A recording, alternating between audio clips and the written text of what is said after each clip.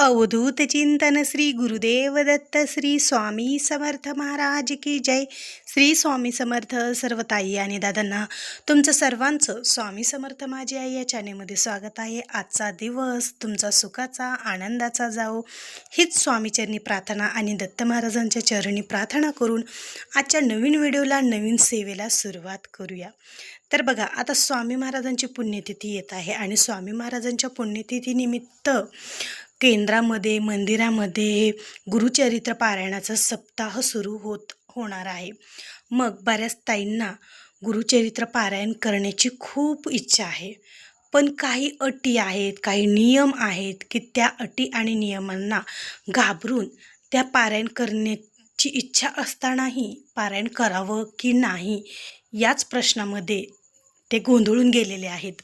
मग आज मी तुम्हाला एकदम साध्या आणि सोप्या भाषेत मी ज्याप्रमाणे गुरुचरित्र पारायण केलं आहे किंवा खूप जण गुरुचरित्र पारायण करतात, कशा प्रकारे गुरुचरित्र पारायण करायचं असतं, अटी नियमांना घाबरायचं नाही.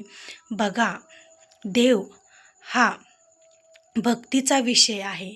देव हा भक्तीचा विषय आहे, तो भीतीचा विषय नाही. त्याच्यामुळे देवाची भक्ती तुम्ही किती अंतःकरणातून करतात हे महत्त्वाचं असतं. तुम्ही जर अंतःकरणातून श्रद्धेने जर दत्त महाराजांवर सर्व काही सोपवून दत्त महाराजांची सेवा केलात ना, तर बघा तुम्हाला नक्कीच त्याचं फळ मिळणारच. मग खूप ताई आहेत की त्यांना गुरुचरित्र पारायण करावंसं वाटतं. खूप जणांचे व्हिडिओ पाहत आहेत, कोणी काय म्हणतं तरी कोणी काय म्हणतं.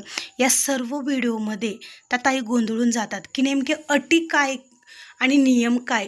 एवढे अटी नियम आहेत, मग मला तर हे होणार नाही, शक्यच नाही. आपण गुरुचरित्र पारायणच करू शकत नाही, कारण त्याचे अटी नियम आपल्याला पाळणं होत नाही असं बऱ्यांचा भ्रम आहे. आणि खूप ताई या अटी नियमांना भिवून घाबरून ते माघार घेत आहेत की गुरुचरित्र पारायण शक्य नाही.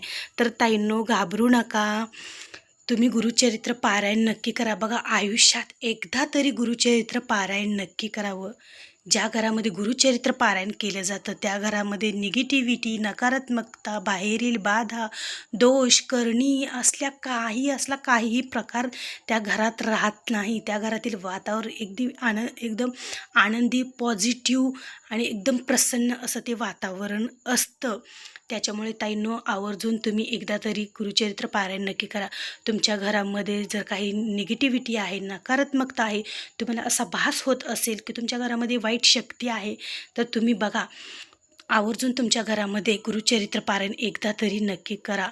बघा, तुम्हाला प्रत्यक्ष दत्त महाराज दर्शन देतील इतकं या गुरुचरित्र ग्रंथामध्ये ताकद आहे. या गुरुचरित्र पारायणामध्ये इतकी ताकद आहे. जो कोणी भक्त गुरुचरित्र पारायण करतो, या 7 दिवसामध्ये कोणत्या ना कोणत्या रूपामध्ये दत्त महाराज तुमच्या घरी येतात, दत्त महाराज तुम्हाला दर्शन देतात. मग तुम्ही हे पारायण आवर्जून करा. बघा, आता खूप जणांचे तुम्ही व्हिडिओ पाहतात, कोणत्या अटी आहेत, कोणते नियम आहेत, त्याच्यामुळे गोंधळून जातात. मी पण ज्यावेळेस सुरुवातीला मी पहिल्यांदा गुरुचरित्र पारायण केलं तर त्यावेळेस मी सुद्धा गोंधळून गेले होते. मी एक आठवडाभर फक्त व्हिडिओज पाहत होते की नेमकं गुरुचरित्र पारायण कसं करायचं, गुरुचरित्र पारायण कसं करायचं, कोणते अटी आहेत, कोणते नियम आहेत. मी सुद्धा खूप गोंधळून गेले होते. पण ज्यावेळेस माझ्या मोठ्या ताईंनी मला म्हणजे बहिणीने माझ्या मोठ्या सांगितलं की गुरुचरित्र पारायणचं अटी नियम खूप जास्त घाबरण्याचं कारण नाही, ह्या अटी नियम पाळून तू पारायण कर. बघा, तर त्याप्रमाणे मी पारायण केलं आणि खरंच पारायण एकदम सफल झालं. पारायण करताना अडचणी तर येतच असतात, कारण जी काही आपल्या घरातील जी काही नकारात्मकता आहे, जी निगेटिव्हिटी आहे, तर ती आपल्याला सेवा करू देत नसते. कारण आपण दत्त महाराजांची सेवा करत आहोत, मग बाधा येणार, अडचणी येणार, पण दत्त महाराजांची सेवा आपल्या घरात आहे, तर आपल्या घरात ती अडचणी, बाधा खूप काळ टिकू शकत नाही. ती कायमची आपल्या घरातून निघून जाते, कारण दत्त महाराजांची आपण ही पवित्र सेवा करत आहोत. तर बघा, आता खाण्याबाबतीच्या खूप अटी नियम आहेत. काय खावं या 7 दिवसात, काय खाऊ नये किंवा कुठे जावं, कुठे नाही, हे सर्व काही अटी नियमांना तुम्ही गोंधळून गेलात. तर आता आपण मेन विषयाकडे येऊ. तर बघा, स्वामी पुण्यतिथीनिमित्त गुरुचरित्र पारायण तर करण्याची इच्छा आहे, पण अटी नियम खूप आहेत. मग त्यामुळे तुम्ही घाबरून गुरुचरित्र पारायण करावं का नाही असं बऱ्याच जणांना वाटतं. आता मी बऱ्याच च्या ताईच्या बाबतीत असं ऐकलेलं आहे की खूप अटी नियम असतात, त्याच्यामुळे हे शक्य नाही असं, म्हणून ते गुरुचरित्र पारायण करण्याचा प्रयत्नच करत नाहीत. तर बघा, गुरुचरित्र पारायण करण्यासाठी तुम्हाला मेन म्हणजे काय पाळायचं असतं बघा. गुरुचरित्र पारायण करण्यावेळेस तुम्हाला आता खाण्यापिण्याचे जे काही नियम आहेत, तर मी एकदम साध्या आणि सोपी भाषेत सांगते, जे मला माहीत आहेत, जे मी नवीन असताना मी पण ह्याच्यातून गेलेली आहे, की मला काहीच माहीत नव्हतं त्यावेळेस. आता मी तुम्हाला सर्वांना सेवा सांगत असते, मी तुम्हा सर्वांना सर्व काही माहिती सांगत असते, कारण मला आता सर्व काही माहीत झालेलं आहे आणि तेच मी तुमच्यासोबत शेअर करत आहे.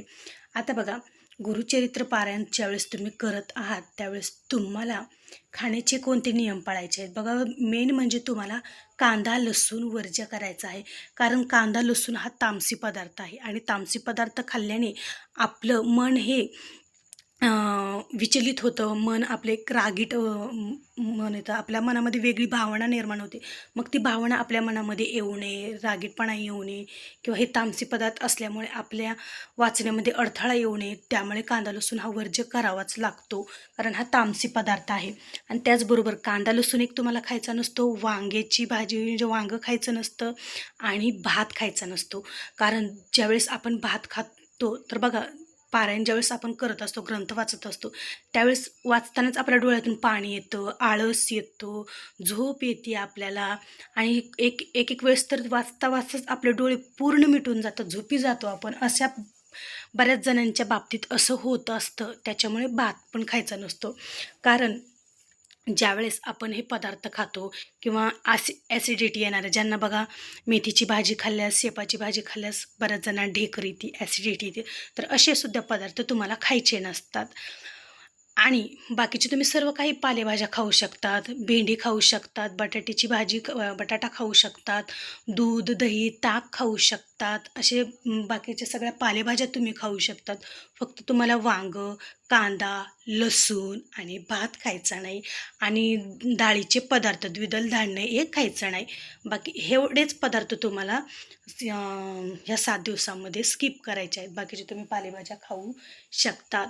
पहिल्या दिवशी तुम्ही ज्वारीची भाकरी खाल्ली तर 7ही दिवस ज्वारीची भाकरी खा. पहिल्या दिवशी चपाती खाल्ली तर 7ही दिवस तुम्ही चपाती खा. या दोन्हीपैकी एक कोणतं तुम्हाला म्हणजे 7 दिवस खायचं आहे. अशा प्रकारे आणि या 7 दिवसामध्ये तुम्हाला कडकडीत मांसाहार वर्ज्य करायचा आहे. दत्त महाराजांची सेवा करा, स्वामी महाराजांची सेवा करा. तुम्हाला सेवा करताना कडकडीत मांसाहार हा वर्ज्य केलाच पाहिजे आणि करावाच लागतो. त्याचबरोबर ब्रह्मचर्याचं सुद्धा तुम्हाला कडकडीत पालन करायचं आहे. या 7 दिवसामध्ये ब्रह्मचर्याचं पालन तुम्हाला करूनच ही सेवा करायची आहे. त्याचबरोबर परान्न तुम्हाला वर्ज्य करायचं आहे आणि तुम्हाला म्हणजे बाहेरगावी प्रवास करायचा नाही, एवढं बस. जॉबला बाहेर आहात तर त्यांनी केलं तर चालतं, पण शक्यतो जितकं होईल तितकं स्किप करायचं आहे 7 दिवसामध्ये. परान्न जर तुम्ही घेतलं तर तुम्हाला बाहेरच्या अन्नाचे दोष लागले जातात आणि त्या सेवेचं तुम्हाला फळ मिळू शकत नाही. समजा तुम्ही गावी गेलात, माहेरला गेलात तर आईवडिलांच्या घरचं चालतं, पण शक्यतो ते पण स्किप करा. अशा प्रकारे एवढेच अटी नियम आहेत. जर समजा पारायण चालू असताना काहीतरी सुतक आलं, विटाळ आला किंवा काहीतरी अडचण आली, आता मासिक धर्म तर आपण पाहूनच पारायणाला सुरुवात करत असतो, पण समजा सुतक विटाळ आलं तर तुम्ही कोणाकडून तरी ती पोथी वाचून घ्या. कारण स्वामीचरित्र पारायण ज्यावेळेस असतं तर त्यावेळेस आपण 4 दिवस स्किप करू शकतो, पण गुरुचरित्र पारायणाला स्किप करायचं नसतं. त्यात 7 दिवसातच हे वाचून पूर्ण करायचं असतं.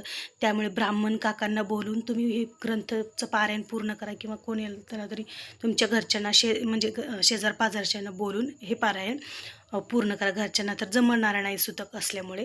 तर अशी अडचण आली तर हे अटी नियम आहेत बघा. अशा अटी नियमाचं पालन करून तुम्हाला करायचं आहे, जास्त काय नाही ताईंनो. तुम्ही जर पहिल्या वेळेस जर हे अटी नियम पाळून म्हणजे अशा प्रकारे जर पारायण केलं, तुम्ही पहिल्या वेळेस एकदा पारायण करून बघा, तुम्हाला दुसऱ्या वेळेस काही सुद्धा अटी नियमाचं जास्त ओझं वाटणार नाही. अटी नियमांना तुम्ही घाबरून सुद्धा जाणार नाहीत. पहिल्यांदाच प्रत्येकाला असं वाटतं, पण दुसऱ्या वेळेस बघा एकदम सहजपणे तुमचं हे पारायण होऊन जातं. तर अशा प्रकारे पारायणाची साधे आणि सोपे अटी नियम आहेत. तुम्हाला जर हा व्हिडिओ आवडला असेल, माझी माहिती तुम्हाला जर महत्त्वपूर्ण वाटली असेल तर एक लाईक नक्की जरूर करा. आणि जर तुमचा काही प्रश्न असेल तर कमेंटमध्ये लिहायला अजिबात विसरू नका. नक्की मी याचं उत्तर देण्याचा प्रयत्न करीन. आणि एकदम साध्या आणि सोप्या भाषेमध्ये मी तुम्हाला गुरुचरित्र पारायण करते वेळेस कोणते अटी नियम आहेत ते सांगितलेले आहेत. तर तुम्हाला कसा वाटला आजचा व्हिडिओ नक्की ताई सांगा. चला तर मग सर्वांना श्री स्वामी समर्थ. भेटू पुन्हाच अशा एका नवीन व्हिडिओसोबत, नवीन सेवेसोबत. तोपर्यंत माझ्या सर्व ताई आणि दादांना श्री स्वामी समर्थ.